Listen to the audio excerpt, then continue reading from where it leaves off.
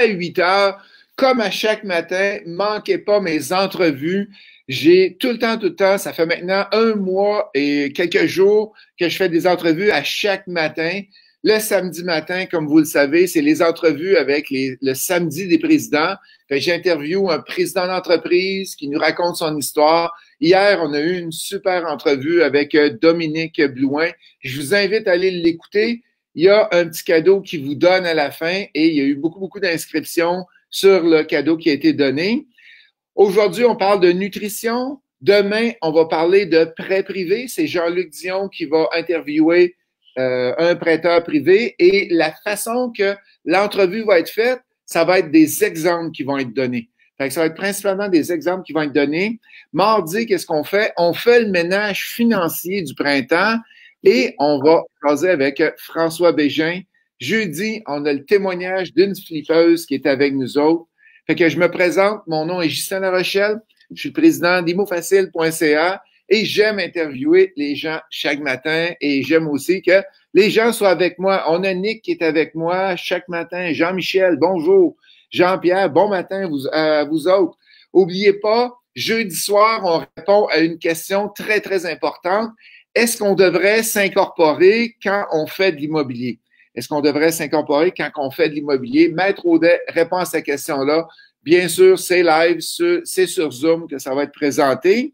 Et ce matin, à 9h30, j'ai une formation sur comment optimiser ses immeubles en temps de crise. Vous avez le lien que vous pouvez vous inscrire directement dans l'entête que je vous présente présentement.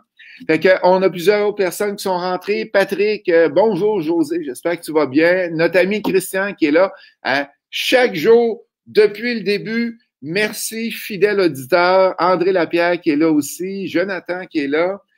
J'ai la chance ce matin d'avoir Annabelle Moisan qui est nutritionniste. Bon matin, Annabelle, ça va bien? Bon matin, oui, merci vous. Mais oui, ça va très bien. Tu peux me dire tu, hein? Il n'y a pas de problème. Et le défi que j'ai un matin, c'est que je ne suis pas un spécialiste pour être capable de t'interviewer dans la nutrition. Fait que je vais demander aux gens si vous avez des questions tout au long de la présentation aujourd'hui, de me donner un coup de main si vous avez des questions à poser à Annabelle. J'en ai préparé quelques-unes avec les connaissances que j'avais, Annabelle. Ouais. Peux-tu te présenter un petit peu? Tu viens de quelle étude que tu fais pour être nutritionniste? Tu pars comment? Oui, ben comme tu l'as dit, moi c'est Annabelle Moisan, puis je suis nutritionniste depuis environ 1 an et demi, je dirais. J'ai terminé mes études en décembre 2019.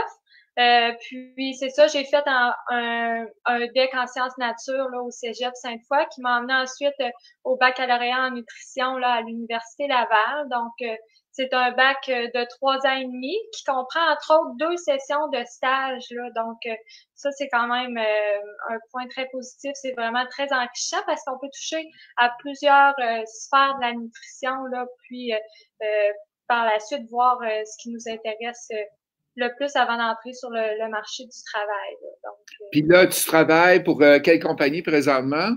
Oui, ben en ce moment, c'est ça, je fais de la nutrition au privé pour Zone Rouge Gym Coaching, qui est un gym qui se situe là à Cap-Rouge, Saint-Augustin, pour lequel travaillent aussi plusieurs kinésiologues. Donc, tous les coachs sont des kinésiologues diplômés. Puis moi, je me suis joint à l'équipe là en tant que nutritionniste, autant pour la clientèle qui fréquente le gym que pour monsieur, madame, tout le monde, là, ils peuvent venir me voir aussi au bureau chez Zone Rouge.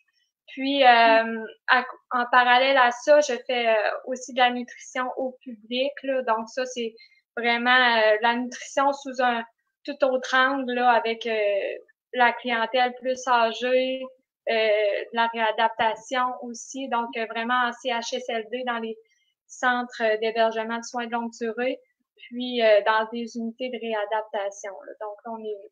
Ça veut dire que Zone Rouge est dans la région de Québec, je suis dans la région de Longueuil, je veux avoir une entrevue avec toi. Est-ce qu'on peut faire ça par Zoom ou par téléphone? Ou il faut absolument que tu nous vois en personne? Ben, je dirais que j'en ai fait quelques-unes ces temps-ci, là, comme le gym est fermé, c'est comme on s'est tourné vers ça, puis ça fonctionne bien. Là, c'est pas quelque chose qu'on avait l'habitude de faire, je t'avouerais, mais en même temps, je vois pas pourquoi là. Ouais, mais d'après moi, ça va changer un peu le monde du gym Ouais. avec ce qu'on vit présentement, là. On va avoir beaucoup de gens que les entrevues vont se faire probablement par vidéoconférence, vont se faire par téléphone. Il y a même des cours de gym qui se donnent en vidéo aussi. Fait que Ouais. ça va changer. D'après moi, ça va changer. Puis j'ai hâte de voir. J'espère que ça va changer dans le bon sens pour vous autres, d'aller chercher des gens qui sont à Val d'Or puis qui veulent suivre des cours avec vous, puis parce qu'ils aiment Zone Rouge, parce qu'ils aiment qu'est-ce que vous faites. Ben, ça serait super de pouvoir développer ça. Puis d'après moi, il y a beaucoup d'idées originales qui vont émerger du COVID dans qu'est-ce qu'on est présentement. Ouais. Et les études, fait qu'on a vu tes études. Qu'est-ce que tu fais comme nutritionniste? Fait que, explique-moi donc comment ça marche. Là. Quand tu fais une entrevue, tu essaies de voir quoi? Qu'est-ce que le gars il a mangé dans la dernière semaine? Ou qu'est-ce qu'il aurait dû manger? Ou comment ça fonctionne exactement? Oui, ben c'est ça. Dans mon bureau chez Zone Rouge, je peux voir toutes sortes de clientèle. Donc, on peut travailler autant au niveau de la perte de poids. Des fois, c'est plus des objectifs de prise de masse, de la nutrition sportive. Des gens qui ont aussi des maladies chroniques particulières comme le diabète, hein, qui a beaucoup de particularités au niveau de la nutrition, les insuffisants cardiaques. Donc, ça, c'est toutes des choses qu'on peut travailler ensemble. C'est vraiment, on y va selon les objectifs particuliers du client. Fait que c'est vraiment ça qui est le fun avec la consultation privée, c'est que c'est vraiment une approche personnalisée.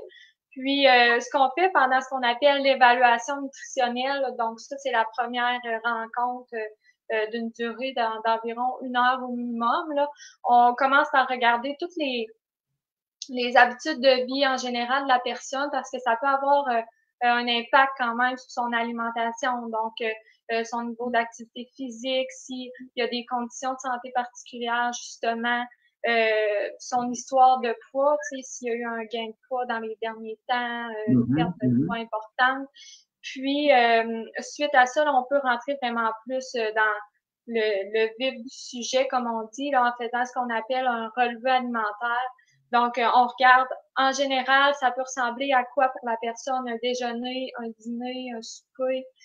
On se donne plusieurs exemples pour avoir un bon portrait de son alimentation en général. Des fois, il y a des gens aussi qui vont arriver avec un journal alimentaire, par exemple. Donc, ça, c'est encore plus précis. C'est des gens qui vont avoir vraiment noté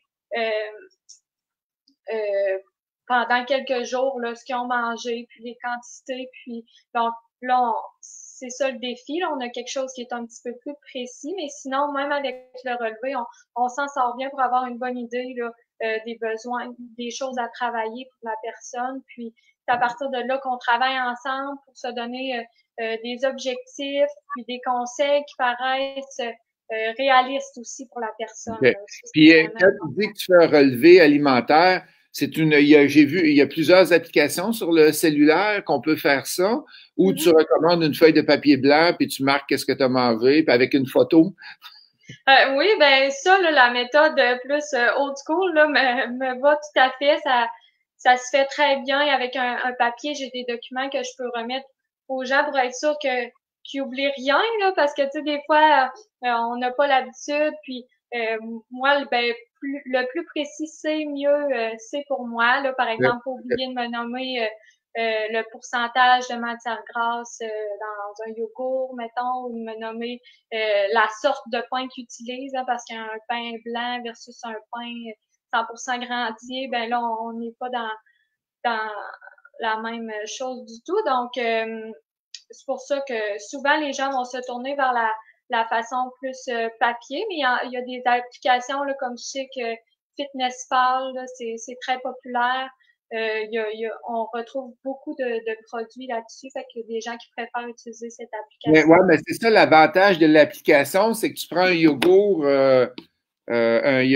Yoplait, par exemple, et il est déjà à l'intérieur, fait qu'il calcule automatiquement tes calories et je sais pas trop Ouais. quoi d'autre qui va faire, mais c'est tout calcul automatique. Là, ça fait que c'est très Ouais, bien. c'est ça. Ouais. OK. Peux-tu répéter encore l'application que tu parles? Ça s'appelle FitnessPal. FitnessPal, ouais. Alors, on a une bonne question qui vient de rentrer et j'ai plusieurs personnes qui me l'ont posé, qui ont fait ça. Qu'est-ce que tu penses du jeûne intermittent? J'ai une de mes amies, non, un couple d'amis, qu'est-ce qu'ils font? Ils arrêtent de manger à 6 heures le soir. Le lendemain matin, ils déjeunent pas, puis ils vont aller manger seulement à midi. C'est qu'ils ont, je pense, c'est 16 ou 18 heures au complet. À chaque jour, ils font ça. Ils ont perdu beaucoup de poids, beaucoup plus en forme comme ça. Est-ce qu'il y a tout le temps des modes à quelque part, hein? Et Ouais, là, c'est la ça. nouvelle mode, là, qu'est-ce que tu en penses? Qu'est-ce que tu en Ben, penses?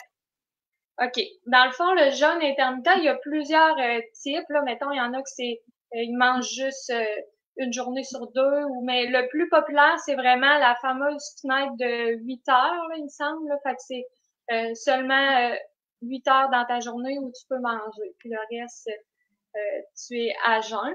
Puis en fait, il n'y a pas vraiment de secret. Hein. Ce qui crée la perte de poids dans le jeûne intermittent, c'est vraiment la restriction calorique, parce que c'est ça qui fait perdre du poids. Donc, tu manges moins parce que tu manges moins souvent dans ta journée. Fait qu'au final, tu ingères moins de calories.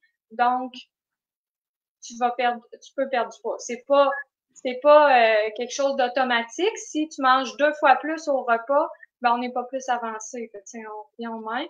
Puis moi, c'est pas d'emblée là, une approche que je vais prôner. S'il y a un client qui est vraiment euh, axé là-dessus, puis qu'il souhaite poursuivre ces habitudes-là, bien je vais juste essayer de l'accompagner là-dedans pour éviter les carences ou qui lui manque de certains nutriments ou quoi que ce soit. Mais je dirais que c'est tout à fait possible d'engendrer une perte de poids avec 3 repas par jour à des heures régulières. C'est OK. plus J'ai même vu une vidéo, elle m'avait envoyé une vidéo à un moment donné. En Europe, il y a des hôpitaux qui se spécialisent dans le jeûne.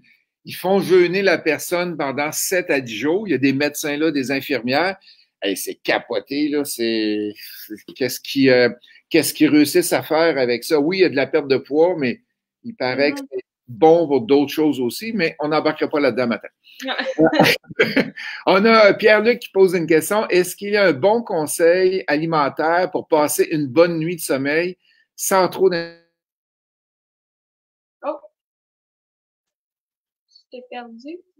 excuse-moi, Pierre-Luc demande est-ce qu'il y a un bon conseil alimentaire pour passer une bonne nuit de sommeil sans trop d'interruptions? Par exemple, manger un gros steak, manger des frites puis de la pizza juste avant de se coucher, c'est-tu bon pour le sommeil?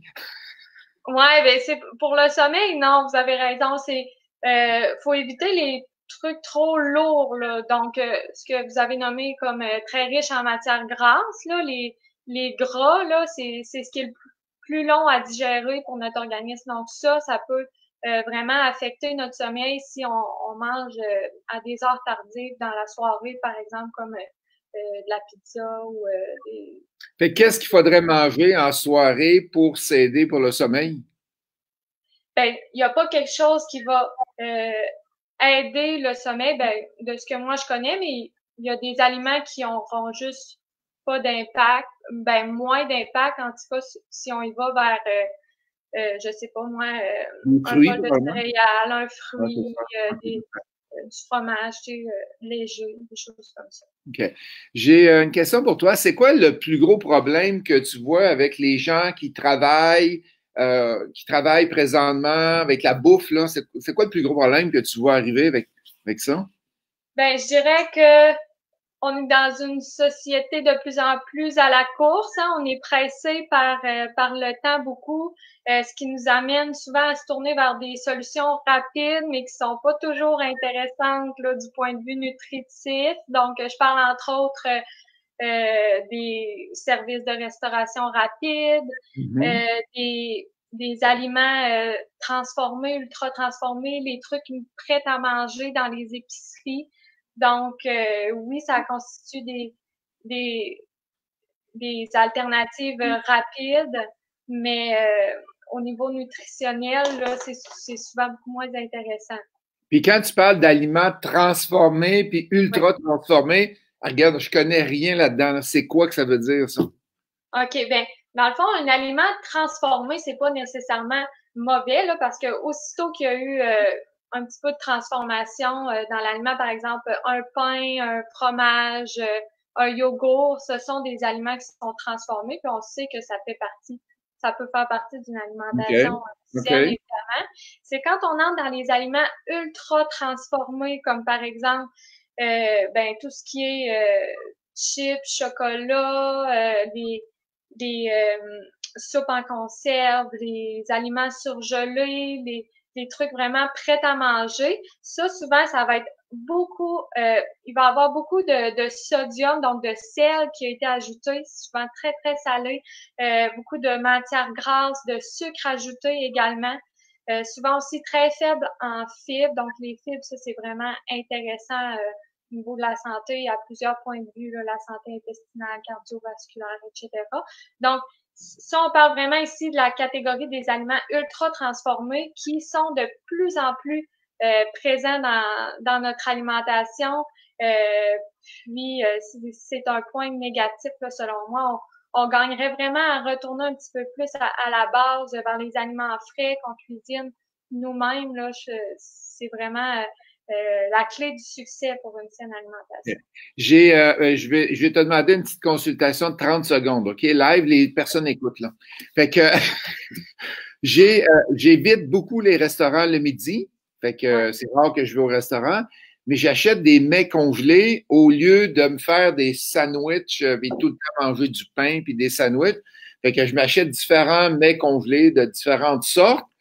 Mais là, tu es en train de me dire que c'est pas très, très bon qu'est-ce que je fais là. Est-ce que c'est en train de me dire ça? Ben écoute, Je dois pour ce le qui est dire, là, OK? ben, pour ce qui est des mets congelés, là, c'est sûr qu'il y a moyen de faire des meilleurs choix que d'autres en se fiant aux étiquettes de valeur nutritionnelle, par exemple. Il y a beaucoup de mets congelés qui, oui, vont être plus intéressants qu'un trio Big Mac au McDo, là, j'en conviens. Mais euh, tant qu'à moi, ce sera jamais équivalent à un bon lunch qu'on se serait préparé nous-mêmes, sur lequel on a le contrôle des ingrédients. Il n'y aura pas d'additifs, Ou il de va y avoir sel, ouais, beaucoup moins de c'est ça, ouais. sodium, des choses comme ça. Puis, c'est quoi qu'il faut vérifier sur l'étiquette nutritionnelle? Fait que tu peux-tu nous donner des règles faciles à suivre? Mettons qu'on s'en va avec des mets congelés, parce qu'il y a beaucoup d'investisseurs qui nous écoutent aujourd'hui, puis je suis sûr que vous autres aussi, vous devez en manger un petit peu. Là. Je ne dois pas être le seul au Québec à manger ça. Là. Fait que c'est quoi les règles qu'on a à bord? Fait que, par exemple, pour le sodium, ça devrait être maximum de quoi? Ben, en fait, si on veut y aller vers une règle plus générale, là, parce que c'est sûr qu'il va y avoir des notions spécifiques à chaque catégorie d'aliments dans l'épicerie, mais une règle que j'aime beaucoup donner, c'est par rapport au pourcentage de valeur quotidienne. Donc ça, c'est le pourcentage qu'on retrouve toujours à droite du tableau de valeur Oui. nutritive. Puis la règle dit que 5% c'est peu, 15% c'est beaucoup. Donc ça, je trouve que c'est parce que pour une personne, mettons 350 mg de sodium, peut-être que ça ne dit pas grand-chose, puis c'est Ouais. bien normal. Mais quand tu regardes que 350 mg de sodium, c'est 15% du pourcentage de la valeur quotidienne, ben là, tu dis, ah, OK, là, c'est un produit qui est très salé parce que 15%, c'est beaucoup. Si ça avait été en bas, mettons, Ah, 4%, là, on comprendrait que c'est un produit qui est peu salé. Fait qu'on peut faire ça avec la plupart des nutriments qui sont inscrits, par exemple, les fibres. Donc, les fibres, on en veut le plus possible dans notre alimentation. Fait qu'on va chercher un produit qui a, s'il y a 10% de fibres, s'il tend vers le 15%, c'est vraiment quelque chose qui est intéressant.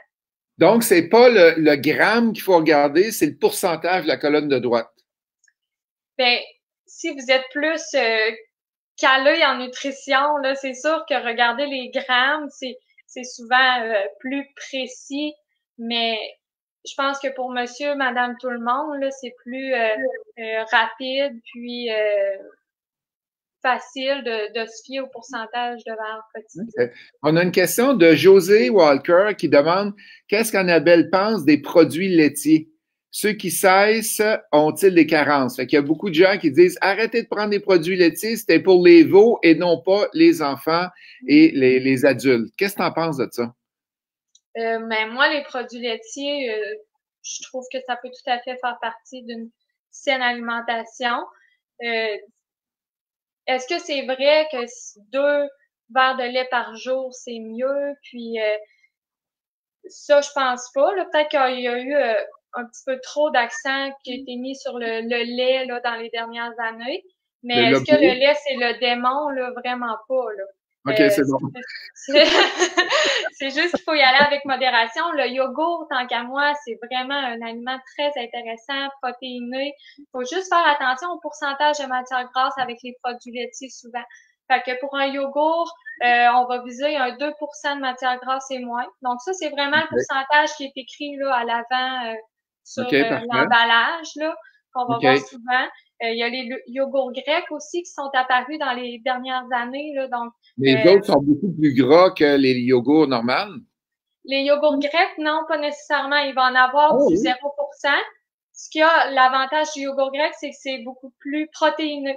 Donc, on va avoir souvent un bon 15 grammes de protéines là, pour 3/4 de tasse. Là. Donc, ça, c'est vraiment plus riche en protéines. Le fromage, bon, là, le fromage, ça fait partie des aliments peut-être plus à consommer avec modération selon moi parce que ben, les fromages, c'est très gras. Là. Idéalement, on y va vers un 20% et moins de matière grasse. Donc ça, souvent, c'est ils vont l'écrire que c'est un fromage allégé là, sur l'emballage. Souvent comme le petit Québec bleu pâle, là, par exemple. Il y en a qui Hein? Ouais, mais quand il l'allège trop, il est rendu comme du rubber, là, puis il goûte à rien. Là. Ouais, ben c'est ça qui arrive. Des fois, il y en a qui vont aimer mieux prendre un fromage régulier, mais modérer la portion. Là. Fait que, hey, on a une super question de Linda. Peux-tu me donner des bons trucs pour manger lorsque nous sommes en auto à l'heure des repas? Je suis travailleur autonome. Linda est courtier immobilier. Donc, elle est tout le temps sur la route. Comment qu'on fait pour bien manger? Tu peux pas avoir de micro-ondes dans ton auto. Comment tu fais? Ouais, ben il y a les fameux lunch froids, là, comme par exemple se faire un sous-marin maison, un sous-marin qu'on prend de grands entiers bruns. Après ça, les fameux sandwichs. C'est sûr que tout ce qui se mange avec des ustensiles, là, c'est moins intéressant souvent, mais on peut aussi aller avec quelque chose de plus décomposé, là, un peu comme plein de petites collations. Mettons qu'on se fait un smoothie qui contient des protéines, donc on peut y mettre justement soit du tofu soyeux dedans ou ben du yogourt grec justement pour aller chercher des protéines ou tout simplement une poudre de protéines. Là. Il y en a qui sont plus adeptes de tout ça. Donc là, déjà là, on a quelque chose d'intéressant en termes de quantité de fibres, de protéines. À côté de ça, là, on peut s'ajouter une petite poignée de noix ou du fromage, des craquelins. Donc, c'est quelque chose de plus décomposé, mais on réussit à avoir quelque chose de complet puis de pratique quand même. Qu'est-ce que tu penses des shakes en poudre là, qui sont protéinés? Tu mélanges ça d'une bouteille avec un ressort dedans, là, puis tu cales ça, puis 3 minutes, ton repas est fait. Là. Pas très intéressant comme repas, mais est-ce que... Qu'est-ce que tu en penses? Souvent, je vais voir plus ça comme la fameuse collation post-entraînement. Là. Donc, ceux qui s'entraînent beaucoup pour la prise de masse musculaire, on conseille de prendre des protéines dans les 30 minutes après. Donc, souvent, ça va être la solution rapide, là, les fameux shakes de protéines. Pour remplacer un repas, là, je suis moins adepte de tout ça, par exemple, là, parce que c'est vraiment pas complet. Là. Okay. Honorima qui demande une question. Le métabolisme n'étant pas le même pour tout le monde, comment tu évalues les calories nécessaires pour une personne? En fait, chez Zone Rouge, premièrement, on a balance à bioimpédance. Là. Je sais pas si vous connaissez ça, mais ça calcule entre autres votre pourcentage de matière grasse, de masse musculaire. Donc ça peut avoir un impact sur votre métabolisme, justement, vos besoins énergétiques. Puis de ça, il nous sort aussi votre métabolisme de base. Là. Donc ça, c'est les calories que vous avez besoin au repos. Donc ça, c'est pas les calories qu'il faut manger dans une journée parce que c'est vraiment pas suffisant. Là. Ça serait, si on reste dans notre lit toute la journée, là, ça serait ça. Mais là, à ça, il faut ajouter ce qu'on appelle un facteur d'activité physique. Donc, en tout cas, je veux pas rentrer là, dans quelque chose de trop théorique, mais je vais vraiment le calculer par rapport à des formules qui sont spécifiques, là, qui vont aller chercher, par exemple, le poids de la personne, sa taille, son niveau d'activité physique, si elle a un facteur de stress particulier qu'on dit, là, donc quelqu'un qui aurait une maladie chronique qui demande plus d'énergie, par exemple, une maladie pulmonaire obstructive, quelque chose du genre. Donc, c'est ça. Moi, je vais vraiment tout prendre ça en considération pour calculer vos besoins. Là, dépendamment, s'il y a une perte de poids qui est souhaitée, ben là, faut essayer d'engendrer un déficit énergétique. Là. Donc, on calcule les besoins, mais on essaye de retrancher à ça entre 3 puis 4, 500 calories pour aller perdre le poids souhaité. Merci. Il y a Isabelle qui me dit un lunch qu'on prépare ne doit pas nécessairement finir en sandwich. Ghislain, il faut préparer des repas chauds maison parce que j'ai trop connu quand j'étais jeune les sandwichs et ça m'a comme marqué à vie. J'en ai mangé des sandwichs, Isabelle, dans ma vie. C'est pour ça que je ressors ça comme exemple. Qui demande que pensez-vous des trucs genre good food? Est-ce vraiment une solution pas très écologique et économique en plus? C'est pas très écologique, en effet, ni économique. Par contre... C'est quoi ça, du good food? Ah, OK, good food, là, c'est les fameuses compagnies qui t'envoient des boîtes avec tous les aliments pour une recette, mais il n'y a rien de préparé. Oui, OK, je sais c'est quoi là. OK. Par contre, ça va vraiment être équivalent, par exemple, à si on avait cuisiné un mets maison. Mais c'est juste au niveau de l'économie puis de l'écologie là que là, c'est pas avantageux, mais tu sais, une pomme qui vient de chez Good Food, une pomme qui vient de l'épicerie que tu as dans ton frigo, c'est la même chose. Exactement. On a Jean-Michel qui nous donne un commentaire. Mon truc pour pas trop faire de régime et sauver de l'argent, c'est de faire le tour des produits frais dans les épiceries et d'essayer de pas trop rentrer dans les rangées. Ça coûte moins cher et c'est moins transformé. C'est bon? Oui, c'est souvent un truc qu'on donne à l'épicerie. En fait, les aliments les plus transformés là, se retrouvent vraiment dans les allées. C'est pour ça qu'on recommande toujours de faire l'épicerie en commençant par faire l'espèce de U, là. Donc, le contour de l'épicerie, c'est là qu'on va retrouver les fruits et légumes d'abord, les viandes, les produits laitiers. Donc, là, avec ça, on a une bonne base pour notre épicerie. Puis après, on peut compléter en faisant le tour des rangées avec quelques aliments transformés qui peuvent être essentiels aussi là, dans une épicerie. Cool, c'est bon. Nick qui demande combien de fruits et légumes devrait-on prendre par jour? As-tu des trucs rapides qu'on peut utiliser? Ben moi, je vais souvent avec les proportions dans l'assiette. Là. Je ne sais pas si vous avez vu le dernier guide alimentaire canadien qui est sorti. En fait, c'est ça, ils ont vraiment été pour une approche plus visuelle. Comme quoi les légumes, mettons, au dîner souper, devraient représenter la moitié de l'assiette. Donc, la moitié de l'assiette, ouais. Aïe, OK. La moitié, c'est quand même intense. On peut se dire un bon 2 tasses quasiment de légumes. Okay. Après ça, au déjeuner, ben souvent, c'est plus là qu'on va intégrer les fruits. Donc, un fruit au déjeuner, puis peut-être un autre en collation. Là, je dirais 2 fruits par jour, 2 à 3. 2 à 3 fruits par jour, OK, parfait, excellent. Ouais, puis les légumes. Aller m'acheter des fruits, je n'ai pas. Puis les fruits frais, hein, ça c'est vraiment important là, à privilégier par rapport aux jus de fruits, par exemple. Par rapport aux fruits en canne, là, en conserve. Excuse, en canne.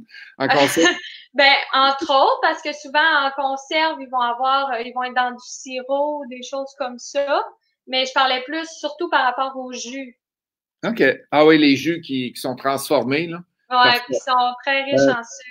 on a Linda qui nous demande, avez-vous un programme spécial pour diabétiques type 1 ou type 2? Un programme spécial, ben dans le fond, on regarde vos besoins à vous, puis c'est sûr que c'est une clientèle avec laquelle je suis à l'aise, qu'on peut voir, qu'on peut OK. travailler Je ensemble. pense que je pense que tu as un petit cadeau à nous offrir. On peut en parler tout de suite s'il y en a qui veulent s'abonner ou embarquer avec Ouais, toi. Vas-y donc. oui. Bon, ben, pour les consultations, dans le fond, si vous voulez me contacter par courriel, je vais vous le donner tout de suite. Là, c'est a.moisan, M-O-I-S-A-N, à commercial zonerouge.ca. Donc, ça, c'est mon courriel au privé chez Zone Rouge. Pour une évaluation nutritionnelle, là, en ce moment, ça coûte 120 $ pour l'heure. Puis là, on vous offre une promotion de 50% de rabais. Donc, si ça peut vous intéresser. Puis, comme je vous disais, on peut fonctionner par FaceTime, par exemple, des choses comme ça. Mhm. Ensuite, on a aussi une formation conférence là via Zoom qui va s'en venir là vers mi-fin mai. Là, la date n'est pas encore setée, mais ça aussi, vous pouvez vous inscrire via mon courriel, m'écrire si vous êtes intéressé ou encore suivre la page Facebook de Zone Rouge là, pour avoir toutes les informations nécessaires à ça. Dans le fond, dans cette formation, conférence-là, là, on va pouvoir entrer plus dans les détails. Là, ça serait d'une durée d'une heure à peu près. Puis, ça s'appelle la saine alimentation en 15 conseils. Donc, on regarde vraiment 15 trucs qui, selon moi, là, sont vraiment importants pour atteindre une alimentation qui soit la plus Si saine je possible. résume, tu as une formation gratuite environ une heure, Mhm. qui va être sur Zoom d'ici 2 à 3 semaines. Les gens, s'ils veulent s'inscrire, tu envoies juste un petit courriel, tu vas leur donner le lien d'accès Zoom et c'est gratuit, c'est ça? Oui, ça, c'est gratuit. Parfait. Fait que ça, c'est excitant. Après ça, on a l'autre volet que si je veux avoir une consultation avec toi pour 1 heure environ, je pense, que tu fais Ouais, à 50% de rabais pour les gens qui ont de l'intérêt. Ça peut se faire ouais, par Zoom ouais. aussi, aucun problème. Excellent, c'est bon ça. Et on a quelques autres questions qui sont rentrées. Chantal qui demande, est-ce mieux le lait, le lait de soya, le lait d'amande, le lait de coco ou le lait de cajou ou aucun lait? Ben, dans les choix qui sont donnés ici, là, j'irais pour le lait de soya. Donc, lait de soya, on va avoir à peu près la, la même quantité de protéines qu'un lait de vache. Puis, c'est des protéines végétales, donc pas de gras saturés là, qui sont moins intéressants pour notre santé OK. cardiovasculaire. Mais lait d'amande, il faut juste faire attention. Il y en a beaucoup qui se tournent vers ça, mais faut savoir que c'est pas équivalent à un verre de lait régulier parce que il y a pas de, il y a presque pas de protéines. Là. Donc, oui, c'est beaucoup OK. moins calorique, mais c'est pas protéiné, donc ça nous soutient pas aussi longtemps qu'un verre de lait de soya, ben, de boisson de soya qu'on devrait dire, là, ou de lait de vache. OK, parfait. Les mets qui sont conçus dans les épiceries, là, c'est des mets qui sont froids, sont dans le frigidaire. Ils ont été conçus dans la cuisine de l'épicerie. Fait que c'est pas des mets qui ont été construits en usine. Non.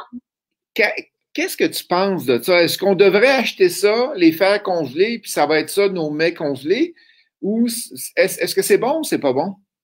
Ben, là, c'est sûr qu'il va y avoir une différence dépendamment du mets. Hein. Il y a des épiceries qui de plus en plus vont essayer d'offrir des options, je sais pas moi, végétariennes à base de tofu. Donc, tu sais, il y a moyen d'avoir quelque chose de plus intéressant qu'un gros macaroni, mettons. à la viande full gratinée et tout. Puis je dirais qu'on peut un peu comparer ça à si on avait commandé au restaurant, dans un sens, parce que oui, ça n'a pas été fabriqué dans une usine, mais reste que c'est pas nous qui l'a préparé, on sait pas trop ce qui a été ajouté. Souvent, il va y avoir beaucoup, beaucoup de sel là-dedans, aussi OK. de gras. C'est pas l'idéal, mais c'est moins pire qu'un mets surgelé. C'est ça que je peux lire? Ben, je sais pas parce que c'est vraiment, tu sais, on peut pas comparer un mets surgelé qui serait un sauté de poulet avec des légumes et tout, puis un mets en épicerie que c'est comme une lasagne aux 3 fromages, comprenez-vous? OK, je comprends, oui. OK. Est-ce qu'il y a un type de noix à privilégier que Chantal nous demande?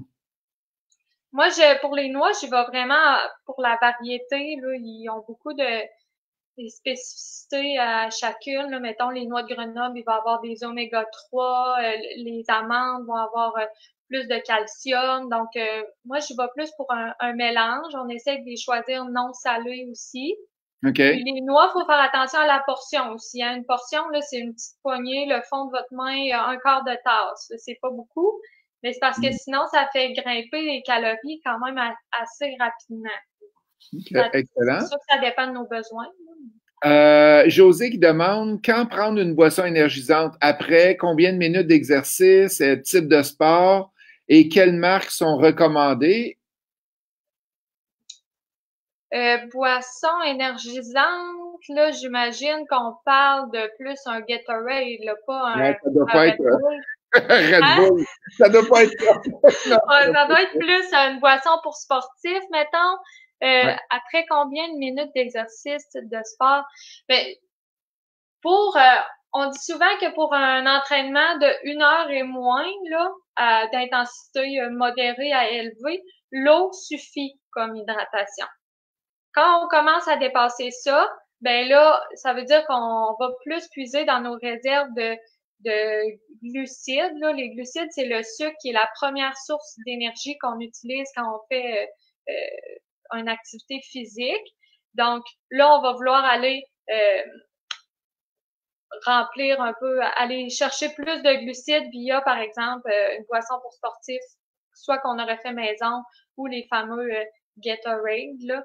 Mais je Mhm. dirais que sinon, un entraînement au gym de 45 minutes, 1 heure, là, on n'a pas besoin de ça. On peut se tourner vers l'eau facilement, puis c'est C'est ça, suffisant. clairement bon. Et combien d'eau on devrait boire par jour? On entend des fois 1,5 litres, 2 litres, Ouais. 3 litres. Hmm. C'est quoi? Ben, c'est sûr qu'on peut y aller plus personnalisé, là, mais si on se fait une moyenne générale pour monsieur, madame, tout le monde, on peut y aller. Souvent, on va parler de 2 à 2,5 litres. Mais 2 ça, à c'est des, 2,5 litres. Oh boy, OK. mais ça, c'est des besoins hydriques, hein, donc des besoins en liquide. Fait que, mettons, mon café le matin, ça compte, là. Je sais pas si vous comprenez. Ah oui? Oui. Ouais, c'est ça. Fait que, c'est au total, faut compter notre verre de lait, notre thé, notre café. Puis c'est ça, on vise à peu près 2 à 2,5 litres. OK. Puis c'est sûr que l'eau, c'est toujours une boisson à privilégier par rapport à tous les autres breuvages qui existent, là, je dirais. OK, excellent.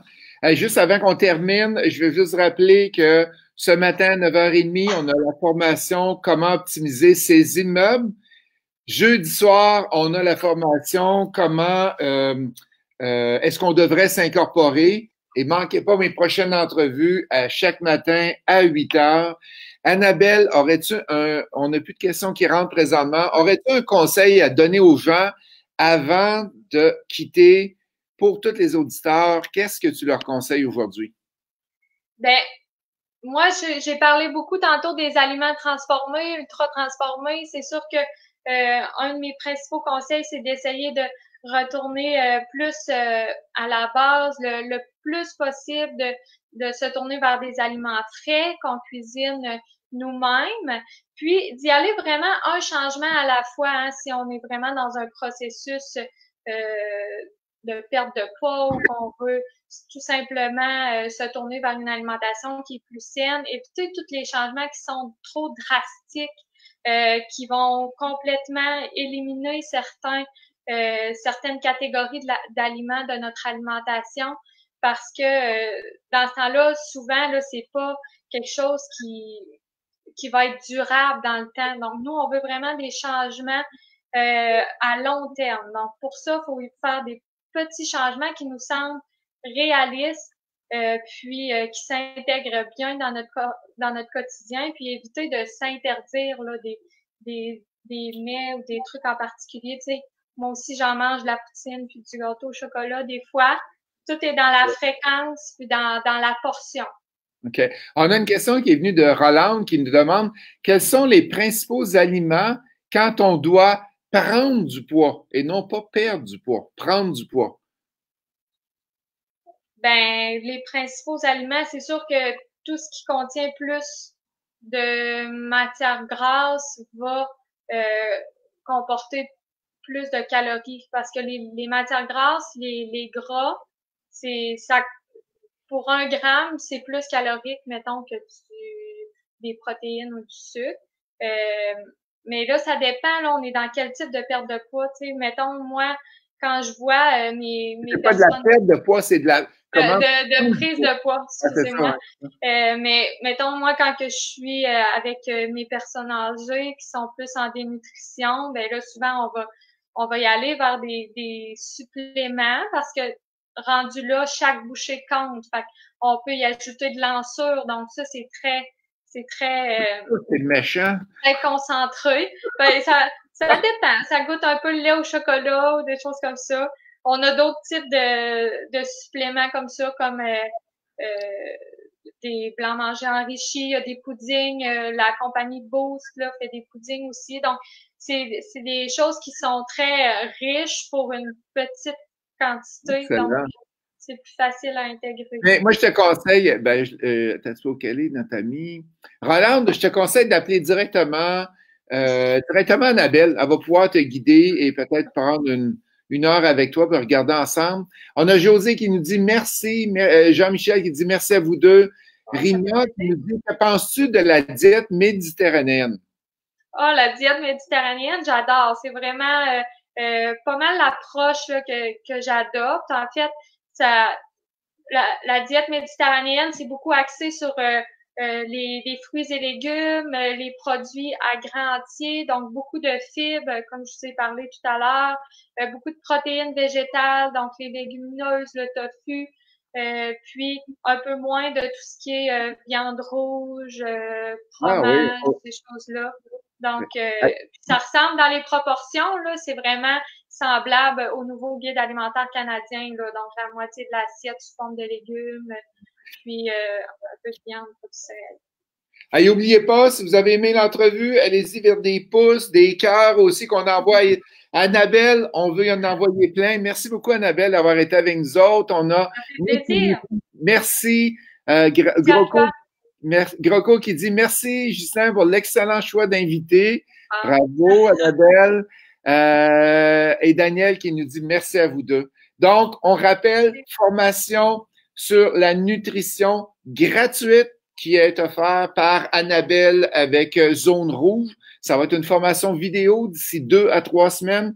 Pour vous inscrire, vous y allez avec le a.moisan@zonerouge.ca. Et pour ceux-là qui veulent une consultation, vous pouvez communiquer directement avec Annabelle à a.moisan@zonerouge.ca. 50% de rabais. Je te confirme que je vais être avec toi. Je vais avoir une consultation. Je vais apprendre à mieux manger sur l'heure du dîner, surtout. Fait que, merci. Merci la gang. Au plaisir. Plaisir. Au plaisir. Bye bye. Bye.